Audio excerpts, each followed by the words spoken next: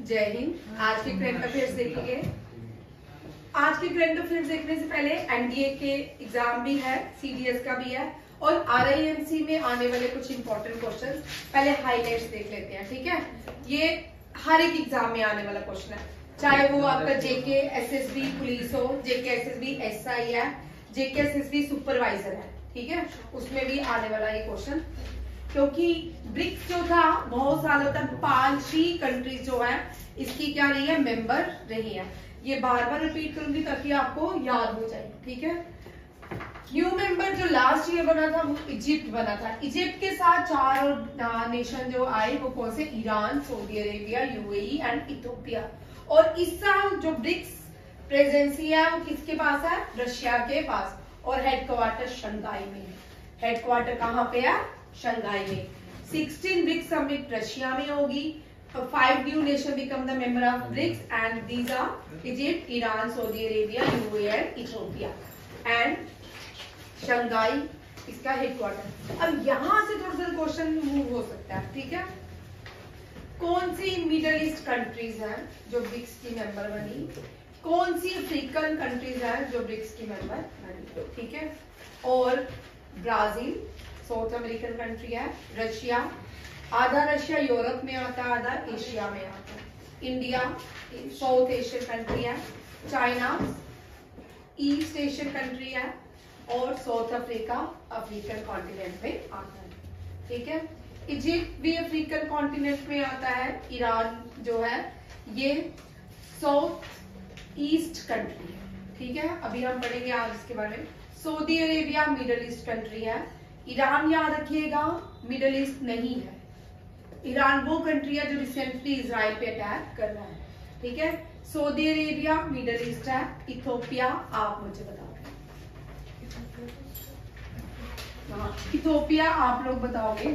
ठीक है, अफ्रीकन यार, ठीक है, अफ्रीकन।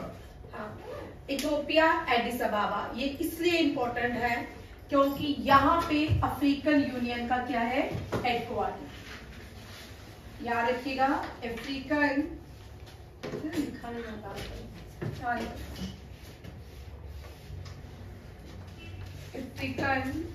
यूनियन का हेडक्वार्टर कहाँ पे है, एडिस अबाबा। ठीक है, और ये G21। ठीक है, ब्राजील में जो G20 जो है प्रेजेंसी G20 की इस साल ब्राजील के पास है। और ब्राजील में जब वो क्लोजिंग सेरेमनी होगी या ओपनिंग सेरेमनी में G20 बिकम G21। पूरा अफ्रीकन यूनियन जो है वो G20 में ऐड हो जाएगा। बहुत सारी अफ्रीकन कंट्रीज हैं, उन सबको एक साथ अलग अलग तो ला नहीं सकते, इसीलिए यहाँ पे पूरे अफ्रीका को अफ्रीकन यूनियन का नाम दिया गया। 19 पहले G19 प्लस 20। G19 में अलग अलग देश है, जो 20 है वो यूरोपियन यूनियन है। कौन सा है, यूरोपियन यूनियन, याद रखिएगा यूरोपियन यूनियन G20 बनाता है। और यहाँ पे एक और G20 में G4 भी आता है। ठीक है, G4 क्वाड नेशन। ठीक है, ये अलग अलग, इनको किसी और दिन डिस्कस करेंगे, इस पे चलेंगे तो बड़ा लंबा हो जाएगा। ठीक है, आज टॉपिक हमारा ये नहीं है। नेक्स्ट देखिए,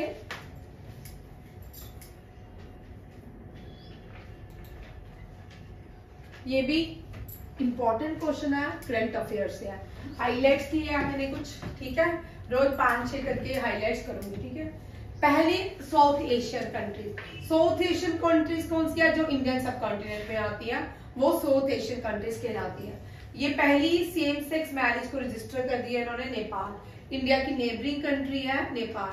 और अभी रिसेंटली इंडियन एम्बेसी ने, जो इंडियन एम्बेसी नेपाल की है, उसने एक एग्रीमेंट किया था कि 34 बसेस जो है नेपाल को दी गई है, वहां की एम्बुलेंस और स्कूल बसेस के लिए है, एक तरह की एड दी गई है जिसको, नेपाल को। हाँ, इंडियन एम्बेसी ने वहां पे। ठीक है, नेपाल जो है भारत की नेबरिंग कंट्री है, काठमांडू इसकी कैपिटल है, Sagarmatha. Sagarmatha is the ancient name of the Mount Everest. Mount Everest जो है हिमालय की हाईएस्ट पीक है, और वो हिमालय की हाईएस्ट पीक जो है वो कहाँ पे है, नेपाल और चाइना के बीच। ठीक है, और याद रखिएगा ये जो माउंट एवरेस्ट है इसकी हाईएस्ट पीक भारत में। अब दो क्वेश्चन एक याद रखिएगा, माउंट एवरेस्ट की हाईएस्ट पीक इंडिया में कौन सी है? कंचनजुंगा। सॉरी, हिमालय की हाईएस्ट पीक कौन सी है इंडिया में? कंचनजुंगा। और जो इंडिया की हाईएस्ट पीक है वो कराकोरम रेंज में है। ठीक है, दोनों क्वेश्चन में अंतर है। जब क्वेश्चन पूछा जाएगा भारत की हाईएस्ट हिमालयन पीक, ठीक है, वो कौन सी है? कंचनजुंगा। अगर भारत की हाईएस्ट पीक पूछते हैं वो कंचनजुंगा नहीं है, कौन सी है? K2 गुडविन आस्टिन, वो कराकोरम रेंजेस में है, हिमालय की ही रेंजेस है, बट उसके एक पहाड़ कराकोरम के ऊपर नंगा पर्वत है, वो उसके उसी में ही K2 जो है सबसे बड़ी पीक है, वो इंडिया की क्या है? हाईएस्ट पीक है। ठीक है, वो कहाँ पे है? POK में, पाकिस्तान ऑक्युपाइड कश्मीर में। ये दोनों क्वेश्चन में अंतर याद रखिएगा। अगर हाईएस्ट पीक ऑफ इंडिया पूछेंगे तो K2, highest peak in India पूछेंगे तो हिमालय की कौन सी बोलोगे? कंचनजुंगा। ठीक है, नेक्स्ट क्वेश्चन देखिए, Chennai grand master 2023 D Gukesh, याद रखिएगा ये यंगेस्ट चेस मास्टर है, यंगेस्ट प्लेयर है, ये भी बड़ा इंपॉर्टेंट क्वेश्चन है। Country para cartography museum, cartography museum जो पहला उत्तराखंड में बनाया जा रहा है, उत्तराखंड के मसूरी में बनाया जा रहा है। सिर्फ पहली बार, ये बड़ा इंपॉर्टेंट क्वेश्चन है, पहली बार खेलो इंडिया गेम्स साउथ इंडिया में ऑर्गेनाइज हुई। ये 6 खेलो इंडिया थी जो साउथ इंडिया में ऑर्गेनाइज हुई, चेन्नई तमिलनाडु में ऑर्गेनाइज की गई। क्या? खेलो इंडिया से, और महाराष्ट्र ने टॉप किया था, ये भी याद रखिएगा। थीम वर्ल्ड मेट्रोलॉजिकल डे 23 मार्च को सेलिब्रेट किया जाता है at the front line of climate action, ये याद रखिएगा, at the front line of climate action इसका थीम है। Please like, share and subscribe, है ना? लाइक तो 4 दिन से एक भी नहीं आना, तुम सब तूने किया, तुमने किया, एक सब बोलेंगे मैंने किया, मैंने किया। ठीक है, नेक्स्ट देखो, who won the silver medal in Khelo India NTPC national ranking? National ranking में शीतल कुमारी जो है इनका सिल्वर रैंक आया है। ये एशियन गेम्स में ये गोल्ड लाई थी आर्चरीज में। World first armless player athletes from India, she is Sheetal Devi, she is associated with archery. ठीक है, आर्चरी जो है भूटान की नेशनल गेम है, किसकी है? भूटान की। आर्चरी कौन से देश की नेशनल गेम है? भूटान की। ठीक है, पैट क्यूमिन जो है विजडम ऑफ द प्लेयर, याद रखिए, फीमेल में कल मैंने आपको करा दिया था। अब यहाँ पे देखिए, ये पैट क्यूमिन जो है ये ऑस्ट्रेलिया की है। ठीक है, हाँ, स्टीफनोस टेस्टिस पास, ये जो है मांटी कार्लो टूर्नामेंट जीते हैं। ठीक है, Rashmi Kumari carrom board 12th carrom board championship जीत चुकी है रश्मि कुमारी। अब देखिए एक करके इन सब के बारे में, ये दिख रहा है वहां पे, दिख रहा कलर क्लियर दिख रहा है। रश्मि कुमारी नेशनल वुमेन कैरम टाइटल जीता 12th टाइम। स्टेफनस जो है मांटी कार्लो मास्टर जीते हैं 3rd टाइम। और सुमित नागाल, ये मैंने बोला ये इन दोनों क्वेश्चन में अंतर है, उस दिन मैंने क्वेश्चन आपको करवाते रहेगी, तो इन दोनों में अंतर है। देखिए, सुमित नागाल जो है ये पहले भारतीय बने हैं जो ATP मास्टर के 1000 मैच जो हुआ क्ले कोर्ट में वो इन्होंने जीता, रोलेक्स मॉन्टे कार्लो मास्टर। और उस दिन मैंने आपको ये क्वेश्चन करवाते छोड़ा।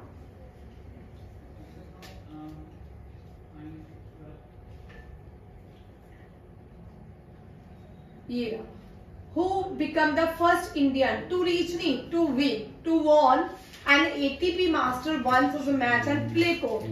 ठीक है, सुमित नागपाल, वेरी इंपॉर्टेंट। ठीक है, सुमित नागपाल जो है इन्होंने 1000 मास्टर ATP और क्ले कोर्ट में जीता। और स्टेफनेस जो है ये सिंगल क्या रहे विनर रहे मॉन्टे कार्लो के। और विजय अमृतराज रमेश कृष्णन ये फर्स्ट थे।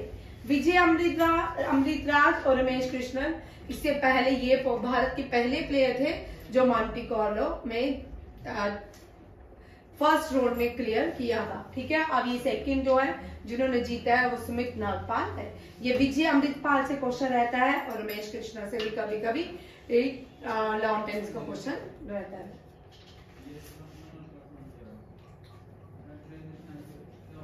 ये देखो श्रीलंकन स्टार्स हैं कमिंदु मंडीज, इंग्लैंड की माया बोचर, ये ICC player of the month March के ICC player of the month ये दो लोग हैं। और मैक्स वेस्टरपन रेडबुल चलाते हैं, ड्राइवर रेडबुल के, और फार्मूला 1 खेलते हैं। जापानीज ग्रैंड प्रिक्स भी जीत लिया उन्होंने, जापानीज ग्रैंड प्रिक्स भी जीता है। ठीक है, next world heritage day. World heritage day celebrate किया जाता है 18 मार्च। कब? 18 अप्रैल, सॉरी 18 अप्रैल को सेलिब्रेट करते हैं। और इसका थीम क्या? Discover and experience diversity. ठीक है, ये हेरिटेज का थीम है। A garden of expression cultivation community through art educated celebrate. ये देखते हैं किन किन के क्या है थीम। 14 अप्रैल को पहले देख लो थीम्स किसके। A garden of expression cultivating community art through art, ये वर्ल्ड आर्ट डे का है। वर्ल्ड आर्ट डे सेलिब्रेट किया जाता है 15 दिसंबर। अप्रैल 16 को सेव द एलिफेंट डे मनाया जाता है। और वर्ल्ड वॉइस डे सेलिब्रेट किया जाता है 16 अप्रैल, एजुकेट सेलिब्रेट। और 14 अप्रैल को Ambedkar, BR Ambedkar, father of Indian constitution, architect of Indian constitution, Mahal community से आते थे BR अम्बेडकर, और इनकी बर्थ एनिवर्सरी होती है 14 अप्रैल, याद रखिएगा। और ये बॉर्न हुए थे मध्य प्रदेश में, इंदौर मध्य प्रदेश में।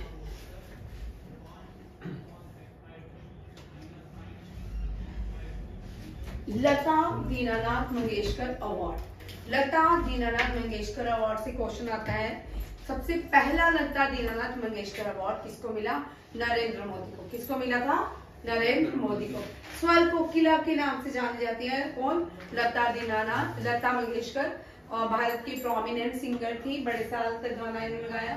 ठीक है, और नरेंद्र मोदी फर्स्ट रेसिपिएंट थे जिनको लता दीनानाथ और मंगेशकर अवार्ड मिला। अमिताभ बच्चन, अमिताभ बच्चन को इस साल 2024 का दिया गया। आशा भोसले को लास्ट ईयर मिला था और अलका याग्निक को भी मिल चुका है लता दीनानाथ मंगेशकर अवार्ड। मंगेशकर एक विलेज है गोवा में। ठीक है, और ये दीनानाथ जो है ये लता मंगेशकर के फादर का नाम था और वो भी म्यूजिक से संबंधित थे। शेख अहमद अब्दुल्ला अल अहमद अल सबा, ये न्यू प्राइम मिनिस्टर बने कुवैत। किसके? कुवैत जो है मिडिल ईस्ट कंट्री है। कुवैत के न्यू प्राइम मिनिस्टर कौन बने हैं? शेख अहमद अब्दुल्ला अल मोहम्मद अल सबा। ठीक है, new prime minister Kuwait. Kuwait की कैपिटल कुवैत सिटी है। नाइजीरिया की नाइजीर है। ठीक है, वेटिकन की वेटिकन सिटी है। सिंगापुर की सिंगापुर सिटी है। ठीक है, कुछ सिटीज हैं जिनकी सेम ही है। मेक्सिको की मेक्सिको सिटी है। मेक्सिको की मेक्सिको सिटी, सिंगापुर की सिंगापुर सिटी, कुवैत की Kuwait city and Vatican Vatican city. ये सारी स्टेट्स एंड कैपिटल्स इनकी एक जैसी है। कुवैत वेस्ट एशिया में आता है। दिनार, कुवैत जो है लार्जेस्ट सिटी भी है कुवैत में, और दिनार इसकी कुवैती दिनार जो है इसकी करेंसी है। वेस्ट एशियन देश देखिए कौन कौन से हैं?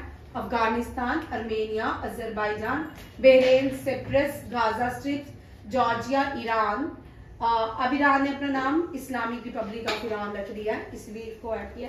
Israel, Jordan, Kuwait, Lebanon, Oman, Qatar, Saudi Arabia, Syria, Arab Republic, Turkey, United Arab Emirate, West Bank and Yemen. ये वेस्ट एशियन कंट्रीज हैं। कौन सी है? इन वेस्ट एशियन कंट्री में से कुछ कंट्रीज जो है USSR का पार्ट थी। ठीक है, आधा इसमें भी। ठीक है, सिप्रस यूरोप में नहीं आता। चेक करते कौन सी कंट्री आएगी? कौन सी? ये सारी कंट्रीज हैं वेस्ट एशियन की, अजरबैजान, अर्मेनिया और जॉर्डन, ये सारे यूएसएसआर के, किर्गिस्तान, कजाकिस्तान, तुर्कमेनिस्तान, ये सारी क्या यूएसएसआर के पास है। हिमाचल प्रदेश का हाईएस्ट, अब यहाँ पे देखिए highest stadium in India, highest stadium Dharamshala का, इसका नाम क्या है, चैल स्टेडियम, ठीक है। चैल स्टेडियम जो है क्रिकेट स्टेडियम, वो कौन सा क्रिकेट का हाईएस्ट स्टेडियम जो है धर्मशाला में है, चैल के नाम से जाना जाता है, ठीक है। और ये पहला स्टेडियम बन चुका है भारत का हाइब्रिड पिच, जिसमें आधी नेचुरल और आधी आर्टिफिशियल पिच डाली गई है, और ये पहला भारत का क्रिकेट स्टेडियम है। लार्जेस्ट स्टेडियम जो है वो मोदी स्टेडियम है, और लार्जेस्ट हॉकी स्टेडियम जो है कलिंगा स्टेडियम है। क्रिकेट का दुनिया में सबसे बड़ा स्टेडियम मोदी स्टेडियम है गुजरात में, और हॉकी का जो सबसे बड़ा स्टेडियम कलिंगा स्टेडियम रोडकिला में। इंडिया और उज्बेकिस्तान में 5th एडिशन हुआ जॉइंट मिलिट्री एक्सरसाइज का दस्तलिक इंडिया और उज्बेकिस्तान के साथ एक्सरसाइज की जाती है। 4th एडिशन जो था ये इस साल का 5th एडिशन था, ये उज्बेकिस्तान के तरमेज डिस्ट्रिक्ट में होगा, और जो 4th हुआ है वो भारत के उत्तराखंड के पिथौरागढ़ में ऑर्गेनाइज किया गया था। Kannada poet, very very important question, Mamta ji Sagar, very very important, हर एक एग्जाम के लिए ये क्वेश्चन बड़ा इंपॉर्टेंट है। कन्नड़ पोइट है इंटरनेशनल लिटरेरी अवार्ड से सम्मानित की गई है ममता जी सागर। हम इसको भी कोई भी डिस्कशन नहीं करेंगे, कौन कौन सा हाईएस्ट लिटरेरी अवार्ड जो है जनपीठ है। इंटरनेशनल बुकर प्राइज जो है इंटरनेशनल लिटरेरी अवार्ड है, ठीक है। 2nd एडिशन रहा Janakpur Dham culture festival. Janakpur Dham culture festival Nepal में मनाया जाता है, इंडियन एम्बेसी में मनाया जाता है। अभी रिसेंटली कौन कौन से जो फेस्टिवल है, मिजोरम में चपचर कुट फेस्टिवल, जम्मू में Tawi festival, international puppet festival Chandigarh में, दिव्या काला मेला अगरतला में, एथनिक ममानी फेस्टिवल लद्दाख में, ठीक है। ये रिसेंटली जो फेस्टिवल ऑर्गेनाइज किए गए। डिफेंस देखिए, Indian army conduct anti tank guided missile, ये इंडियन आर्मी ने एक्सरसाइज किया टैंक के साथ, और ये सिक्किम में की है। कहाँ पे की है? सिक्किम भारत की फर्स्ट ऑर्गेनिक स्टेट है, भारत की फर्स्ट ऑर्गेनिक स्टेट सिक्किम है, नॉर्थ ईस्ट में है, और सिक्किम का सिलीगुड़ी पॉइंट जो है वहां से हम नॉर्थ ईस्ट में एंटर करते हैं। सिक्किम की कैपिटल इज डिब्रूगढ़, असम।